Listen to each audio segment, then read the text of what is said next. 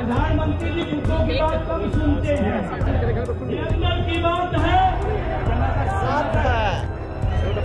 पूरा दिल्ली, अरे आपको बताऊं, यहाँ जितनी संख्या है ना, इसका 10 गुना लोग बाहर खड़े हैं, जगह नहीं रामलीला में।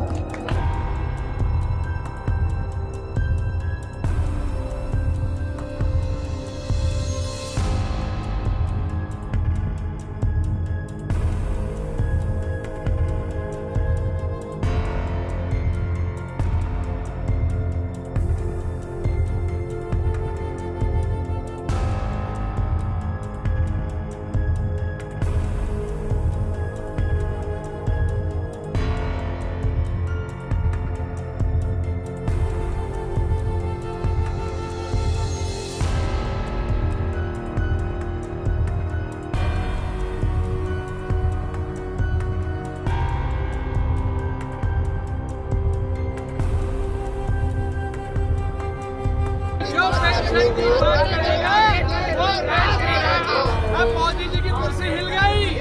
जिंदाबाद जिंदाबाद,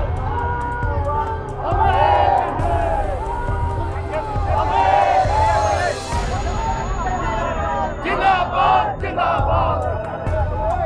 हाँ जी और उसको मांगा, हम अब पुरानी जो पेंशन बहाल करने लगे हैं उसके लिए आए हैं, और जो नई पेंशन है उसको रद्द करवाने के लिए आए हैं। पूरा इंडिया रेलवे एम्प्लॉइज फेडरेशन तो पूरी आ रही है हमारी। दिल्ली में जबानी कर रही है। भारत के हर राज्य से पेंशन विहीन सरकारी कर्मचारी आज यहाँ उपस्थित हुए हैं और दिल्ली ने उनका स्वागत किया है और दिल्ली उनके साथ हुई है। देखिए, अटल जी ने 2004 में हमारी सरकारी पेंशन जब बंद कर दी गई, लेकिन बड़ी दुखद बात यह है कि पूरा जीवन वो पेंशन पर बिता कर गए। तो हमने माननीय प्रधानमंत्री जी से कहा है कि अटल की गलती, मोदी का सुधार और पुरानी पेंशन दे दो सरकार। पुरानी पेंशन जो हमारा संवैधानिक अधिकार है, अंग्रेजों के समय में भी मिलता रहा। आज़ादी के 70 साल तक भी किसी ने ये नहीं कहा कि पेंशन जो है वो सरकारों पर अर्थव्यवस्था कमजोर हो जाएगी या बोझ है। लेकिन जब भी बीजेपी सरकार आती है तो वो ये कहती है कि पुरानी ये पेंशन मिलने से अर्थव्यवस्था चरमरा जाएगी। देखिए ना, कुछ ही बात है, यदि पेंशन मिलने से अर्थव्यवस्था चरमराती है तो मान्यवर आप क्यों सारे जने पुरानी पेंशन लेते हैं? एक बार जीतते हैं, एक पेंशन लेते हैं, 10-10 बार, 8-8 बार जीतने का पेंशन लेते हैं। आप तो समाज सेवी हैं। हम पूरा जीवन सरकार को देते हैं, रक्षक, चिकित्सक, शिक्षक देश को चलाते, कलम को चलाते। आज IAS से लेकर पियोन तक सबकी पेंशन को बंद कर दिया गया है। यदि सरकारी कर्मचारी नहीं होगा तो देश कैसे चलेगा? क्या नेता देश को चलाएंगे? और नेता किस हक अधिकार से लेते? आज पूरा देश हर राज्य से उपस्थित हुआ है और ये विनती करता है, अपील करता है बार बार कि आपको हमारी पुरानी पेंशन बहाल कर देनी चाहिए, वरना सरकारी कर्मचारी वोट की चोट देगा। हम उत्तराखंड से आए हुए हैं। उत्तराखंड से इस समय लगभग 20,000 अधिकारी, कर्मचारी, शिक्षक 1 अक्टूबर 2023 को रामलीला मैदान में पहुंचा है। सरकार को ये मैसेज दे सके कि NPS को धुलना है और OPS को लाना है, और हम ये जब तक ये पुरानी पेंशन बहाल नहीं होती, संघर्ष जारी रहेगा, आंदोलन जारी रहेगा।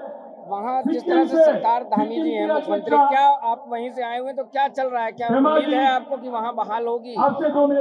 हम बार बार सरकारों को विभिन्न कार्यक्रम करके, प्रदर्शन करके, अपना लोकतांत्रिक तरीका जो कर्मचारियों के पास होता है, चाहे सांसदों को ज्ञापन देना, विधायकों को ज्ञापन देना, चाहे घंटी बजाओ कार्यक्रम हो, चाहे संवैधानिक मार्च हो, चाहे किसी तरह की रैलियाँ हो, उसके माध्यम से बार बार अपने प्रतिनिधियों को जागृत कर रहे हैं कि आप कर्मचारियों की जो बुढ़ापे की लाठी पेंशन उसको दीजिए, वरना इसका परिणाम हिमाचल और कर्नाटक की तरह अन्य राज्यों में भी आपको देखने को मिलेगा। आज कर्मचारी विजय बंधु जी के नेतृत्व में एक वोट बैंक के रूप में स्थापित हो चुका है। अपने आप को उसने वोट की ताकत को पहचान लिया है। वोट फॉर OPS अभियान चलाकर संबंधित दलों को हम आगाह करना चाहते हो। मुझे उम्मीद है कि सरकारें चेतेंगी, सरकारें जागेंगी और पुरानी पेंशन बहाल करेंगी। हम लोग सिक्किम से आए हैं, सिक्किम से यहाँ दिल्ली तक आज रामलीला मैदान में OPS बहाल के लिए। जो हमारे सिक्किम में 2-4 दिन पहले हमारा मुख्यमंत्री श्रीमान PS गोले तामांग जी ने बोला है कि हम लोग को OPS बहाल करेंगे। वहाँ तो सिक्किम में तो हम लोग के CM ने हम लोग को हरा झंडी दे दिया है, वो तो हम लोग खुश है। लेकिन ऑल ओवर इंडिया में लागू करे, ये OPS बहाल करे, इसीलिए आज हम लोग यहाँ पे दिल्ली में आ चुकी हूँ। रामलीला मैदान से यही बोलना चाहती हूँ कि श्री नरेंद्र मोदी जी को, प्राइम मिनिस्टर जी को इतना बोलना चाहती हूँ, वो लोग अगर हम लोग को पेंशन वापस बहाल ना करना है तो उन लोगों को भी पेंशन लेने का अधिकार नहीं है, क्योंकि पेंशन हमारे बुढ़ापे का लाठी है।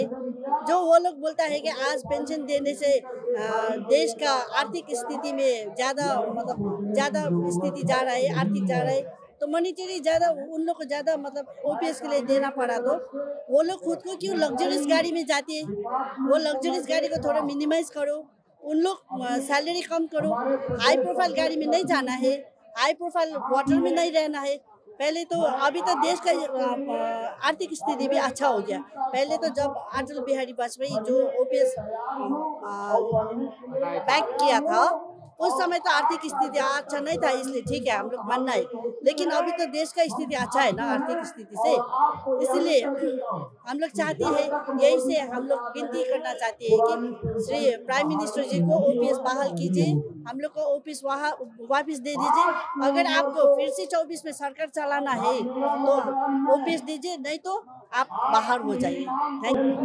किसी भी हालत में 2024 के पहले ही सारा भारत में सभी स्टेट में हमारा जो पुरानी पेंशन है ओपीएस, जो हमारा बुढ़ापे का लाठी बोलो या वो हमारा ये सोशल सिक्योरिटी है, किसी भी हालत में बहाल किया जाए और हमारा जो रीएस्टर किया जाए। हम सिक्किम से यही बोलना चाहता हूँ। और हम सिक्किम का जो मुख्यमंत्री है प्रेम सिंह तामाङ, जो हाल ही में वहाँ अनाउंसमेंट कर दिया है कि वो किसी भी हालत में वो ओपीएस बहाल करेंगे। हमको आशा है कि अब तुरंत इम्प्लीमेंट हो जाए और हम आशा है हमारा जो मुख्यमंत्री है वो बहाल कर देंगे। हम सारा सिक्किम का जो जनता है, हम अपना मुख्यमंत्री को और हमारा सभी टीम से धन्यवाद देना चाहता हूँ।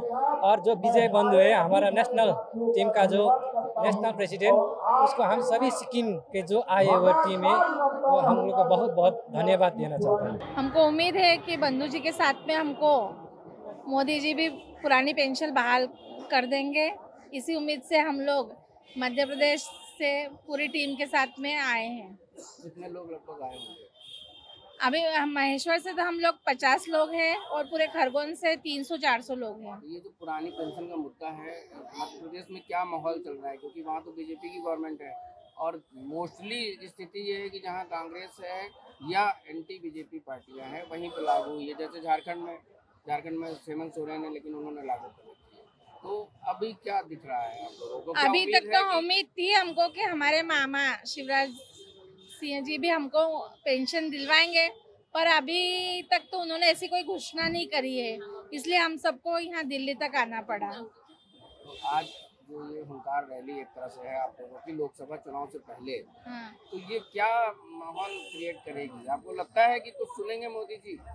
देखो, सुनना तो चाहिए, वो विश्वास है कि वो सबकी सुन रहे थे, हमारे भी सुनेंगे। बहुत सारे राज्यों में अभी बहाल हो भी गई है, उसी को देखते हुए हमको है कि पूरे देश में ही पुराने पेंशन बहाल हो जाएगी। तो मोदी जी से हमारा सभी से विनम्र विनती, अनुनय विनय सभी है कि हम पिछले साल भर से लगातार संडे उनसे अनुनय विनय कर रहे हैं और इसी उम्मीद में दिल्ली तक भी आए हैं कि पुरानी पेंशन बहाल हो और हमारा बुढ़ापे की लाठी हमको मिल जाए।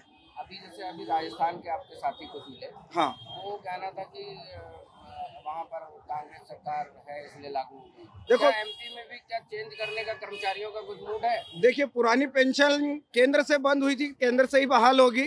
राज्य अपनी तरफ से जो व्यवस्था कर रहे हैं वो कर रहे हैं, लेकिन मुख्य रूप से हम तो पूरे इंडिया वासी हैं और इंडिया के लोगों को उसका लाभ मिलना चाहिए। तो पुरानी पेंशन यहाँ मोदी जी ही बहाल कराए, इसी उम्मीद में सभी लोग रामलीला मैदान में आए हैं। देश पर राज करेगा, पेंशन की बात करेगा, वही देश पर राज करेगा। यहाँ मैदान में मौजूद जो 5 लाख से अधिक कर्मचारी हैं, ये 5 लाख कर्मचारी नहीं हैं, ये 5 लाख परिवार हैं और समाज के थिंक टैंक है। ये समाज में जाकर के जब मैसेज पहुँचाएंगे कि लोकतंत्र में लोक की आवाज़ को दबाया जा रहा है, तो तंत्र का क्या हाल होगा आप समझ सकते हैं। कि बनारस के वो गए थे गंगा माँ के लाल बन के, कि गंगा माँ ने हमको भेजा है बनारस राज करने के लिए। हम लोग यहाँ दिल्ली में आए हैं गंगा माँ के तरफ से उनसे पुरानी पेंशन मांगने के लिए। अपने तो पुरानी पेंशन लेकर के वो राज कर रहे हैं। उनके जितने सत्ताधारी विधायक और सांसद और मंत्री हैं, सबको वो सुविधा दे रखे हैं। हम कर्मचारियों के साथ अन्याय क्यों कर रहे हैं? हम लोग कब तक दर दर की ठोकरें खाते रहेंगे? हम लोगों को जो है सत्ता, अपने सत्ता संभाल नहीं, अपने सब सुख भोग रहे हैं। हम लोगों को ये हालत हो गई है कि हम लोग एक कटोरा लेकर एक तरह से आज हम लोग भीख मांगने के लिए रामलीला मैदान पे खड़े हैं कि मोदी जी कुछ तो दया करो, कुछ तो हमें जो हमारी पेंशन हमें वापस कर दो। हम उनसे भीख नहीं मांगते हैं, ये हमारा अधिकार है। हम लोग भी बनारस से हैं, यहाँ पे हमने वोट दिया उनको, हमने उनको वोट दिया है, हमने उनको वोट दिया है और आजीवन वोट देते रहेंगे। पर हमें हमारी पुरानी पेंशन बहाल करे, बस यही उनसे आग्रह है, उनसे विनम्र निवेदन है।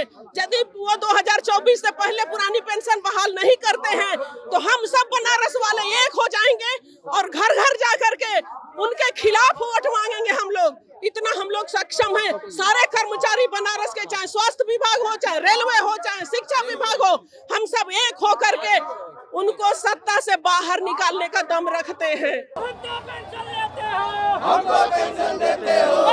देखिए यहाँ पर सांसद विधायक जो अपनी पेंशन बढ़ाने को लेकर लोकसभा में आगे को आते रह रहे हैं, अपने पेंशन को लेकर वो अपनी पेंशन को बढ़ाते जा रहे हैं और हमारे यहाँ पर कर्मचारियों के साथ ऐसा अनाधिकृत रूप से ऐसे आदेश जारी करते रह रहे हैं और अपनी पेंशन तो ले रहे हैं तो हमारी पेंशन को रोक रहे हैं। जो कर्मचारी देश के लिए इतनी समर्पित भावना से लगे हुए हैं। प्रभातखबर.com, विश्वास वही, रफ्तार नहीं।